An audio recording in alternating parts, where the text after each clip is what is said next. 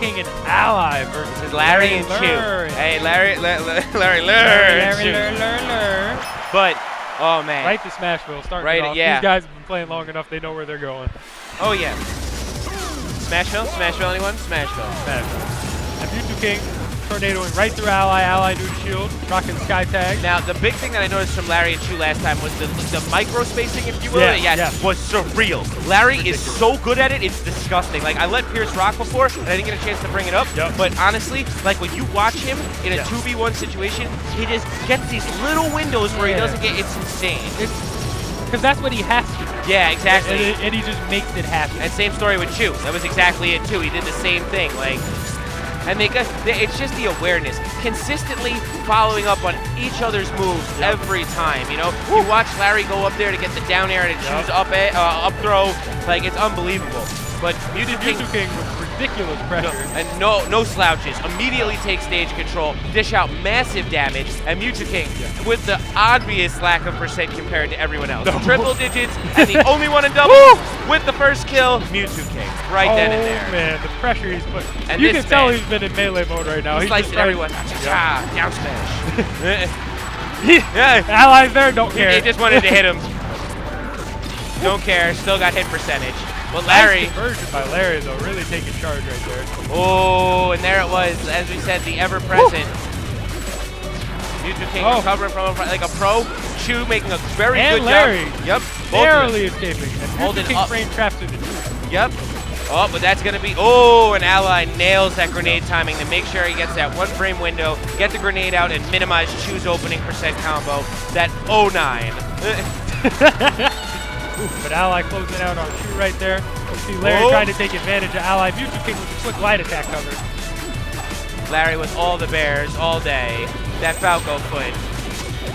Blue team's looking overall pretty comfortable, though. They are. They're chilling right now. They're chilling hard, and that's why. That was a worth it trade. That was as of right now, they got red team both on one stock, and this is so reminiscent, or not reminiscent, but obvious of Mew2King and Ally just shutting it down. Not much to say, like the results speak for themselves. And that's what it is. You watch it. They win the interactions, they lose some, but they always come up with stock and percent lead. Ally challenging Larry there. Larry's so smart, just knowing when to down air, knowing when to F smash. All of Falco's tools. And the roughest spot about this is and Ally has been so on point today with all that, as he sacrifices a life but takes one with him, and it's a well-placed trade. And that is the second. Goodness, great! God that damn. Was just smooth. Clearance rack. You got bared? Why are you getting hit by NATO? Again God. After you got hit out of it, like they picked him up with NATO, hit him with bear in NATO, kept NATOing him, and then as soon as he popped out, got bared again. Like, damn, son. Damn, son. That was real. So and I want to make a note. Blue team sacrificed 2 of their stocks when they were stock up to kill 2 of red team stocks. And that Snake and Meta Knight are like the trade team. They can afford. They win the trade battle. When you're playing with people where they, like Mew2King and Ally, you know that it's hard to touch Mew2King when he has a stock lead because he has that confidence. Well, and that's like the biggest thing that we denote that shows that Mew2King and Ally are winning so much. And Mew2King always has that percent and that stock lead. It doesn't matter what's going on with Ally unless he's like on last stock, because for the most part, it more or less denotes a shutout. See Mew2King, classic frame trap, tornadoing through Ally once again right at the start of the match. Now, interesting choice by Chew and Larry. They went last time. They opted for this as their counter pick last time. They definitely like the space and the mobility options that they get.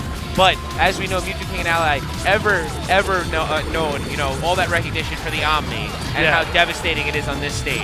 It's definitely rough on the stage, but I feel like red team is definitely a little more comfortable. You can just see it in their way to play it. Like so far, the counter pick's definitely going better. Man, Mew2King with the rare SD. Yes, exactly. Shiny SD. But Ally cleaning it right up, taking Larry's stock. Mew2King coming right back and almost ending Chew's.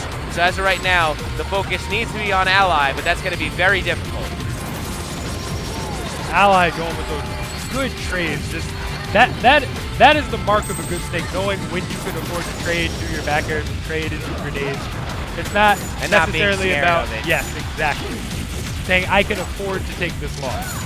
And Chew aiming for the skies. and managed to connect there. Mew2King couldn't cover Ally. Double lasers. Yep, and we saw this last time. It's a laser light show. And I like how Mew2King managed and Ally turned that into such an advantage position for him because red team had stage control. Larry had a chain grab on Ally. Larry read that Mew2King was going to NATO, and Ally just knew intimately that Mew2King was going to do it. He just air dodged through and grabbed it, and it was just pressure out of a bad situation. And along with that, unfortunately, as we saw, every time that Chu's got the lasers, as hype as it is, unfortunately, it's been a terrible scenario for Larry because Larry's been hit multiple times and been cost, and Chu died there. So not only was there a stock loss, but you cost your teammate percent too, which denotes like an awful option. And Larry managing to up smash Mew2King at 125. And Ally even got F-tilt 1 in there while Larry was unfortunately grabbed by Chu. I don't know how Ally times those air dodges. Yeah.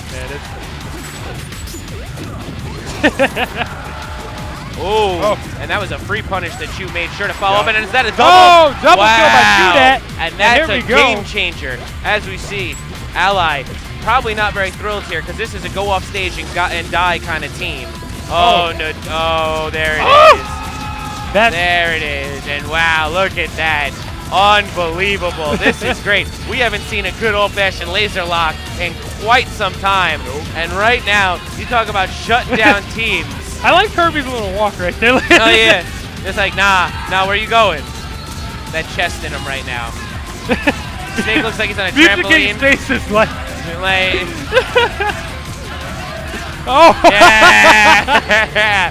That was awesome. So great closeout there. That was now this is big. This is really big here because this is actually a game off Mew2King and Ally, and this is with 3 stocks. Yes, not clutching it out. That happened. Well, and that double kill definitely made a big difference. That was everything and anything. It's Chu-Dat. Yep. Oh, and that was so important. So important. Absolutely nailed it. Managed to shut it down right off the bat. They immediately landed their team combo, which is so important. In 2v1s, so many players, they have such a hard time getting it down, whether it's just grab releasing and other grabs or something. If you're a real competitive play, you have to shut it down. There's no way around it. So great play there by Larry and Chu. Unfortunately, Ally could not find his way out of that. And now we find our way into game 3. No Omni gaze on SD. And Mew2King SD. So I'm hoping that I can see them turning around, but I hope that red team gets some confidence if we have a tight game 3. And that definitely had to stink. That was not up Mew2King's alley at all because of the fact that going and only playing 2 stocks, not always a good thing, especially when you end up being part of a double kill situation. Although Mew2King, he seemed to take it pretty lighthearted. You saw him chuckling there when Ally was getting laser lagged. Like, I didn't even know this was a thing. And so a very, very smart way to shut it down against Ally, because Ally, man. Hey, in this downtime, guys, please make sure, as always, if you love seeing us up here, I'm very happy to be here. I know Ryan is too. Follow us on Twitter. Ryan, you got that Twitter bumping us right now? Ryan, there we go. Right underneath the Ryan's name, you can find me at CT Coontail. Please make sure to follow Clash Tournaments, guys. Subscribe if you want the premium tournament. Shout outs to SLG and Smash Tournaments, my sponsor. Of course. That premium content constantly, guys. As you see, the work and the effort at use always. Got the controller giveaways and making it well worth your time. Oh yeah. Coming straight from the East Coast. I gotta love it. Always that East Coast. We love it out here. I love every region. It's not even like that. Oh yeah, but like Larry's one of my favorite players. Ally's one of my favorite. It's not even about that. But I'm so happy to be here, and we're such a cool community, and everybody's just friends. I mean, it's wonderful, man. And we're on home turf around here. You know, like that's what it is. It's definitely home turf. Yeah. East Coast versus West Coast. It only just boils down to liking being on home turf. But some of these players can't even call home turf here, as we see right now. All right. Quick battlefield. I see they're not trying to go for anything crazy. No Pokemon Stadium, no Halberd, nothing. Just keeping it nice and consistent. Pretty even game, honestly. I feel like Blue Team is looking like it has a bit of stage control right now, but it's not like it's a major advantage. There's nothing really happening. And now as time moves on, it's going to be interesting to see how Red Team chooses to work with Battlefield and try and handle it, because I do know Mew2King and Ally, big fans of this stage. We've seen them come here quite often. Well, I also know this is one of Larry's favorites. Oh, definitely. And personally, and I think Larry agrees with me on it, it is Falco's best stage. It's better for Falco than FD against most of the cats. Larry trying to get that young dare on Mew2King. And there we go. Omni online on Chew. Oh! Oh, not Ally even just making necessary. sure. But I figured Chew probably stopped DIing there knowing he was most likely dead. Yep. And I really like Larry's use of full hop to avoid unnecessary damage in this set, because he knows that Falco isn't really a direct fighter, and instead of doing things that are really obvious like rolling or spot dodging, he's really used Falco's high vertical air mobility to just air dodge up to the platform. Yep. You can see it right there too. Exactly. Force him to take his path up where he could work within his range of mobility and not theirs. And that's something that all top players have in common, is that they really force you to play their game. Now, the only problem is here is that Mew2King and Ally have created the front, as always, where Ally is the forefront of battle. And Chew and Larry are playing directly into that. If you look at the percents, you can see that while Ally has been taking an ass whooping, Mew2King's been hanging out in the back. And now, Larry and Chew playing cleanup here and getting Mew2King up to the percent they need him at. But a fresh Ally means a much harder opponent to get around. And as we see right there, Mew2King trying to Joe rush him off the top with the Lurr login combo. What is going on? And Chew definitely had a bit of frustration there as he was forced to watch Mew2King fall underneath him without an option to actually put an end to Mew2King without overextending and potentially putting himself at risk of Ally punishing him. And I'm really looking to see Larry just get that quick up smash on Mew2King right now. It really needs to happen. Oh, and great team chemistry there as Larry manages to keep Chew alive for a little bit longer, but Ally shutting it down. Everything. Yes. Back to back. And as we see right here, unfortunately, Mew2King was chilling on 3 stocks.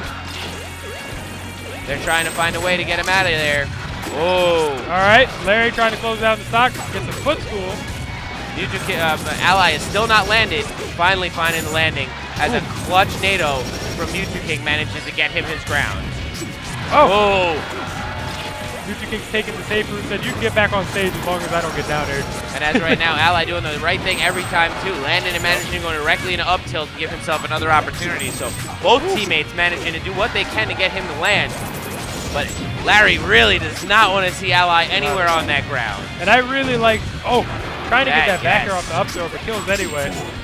All right, and we go back to lasers, but as we've seen, lasers have not been outstanding for the team. Even right there, Chew stopped covering Larry, so he got a chance to get opened up, you know? Oh, but that's some one pressure. Laser too many.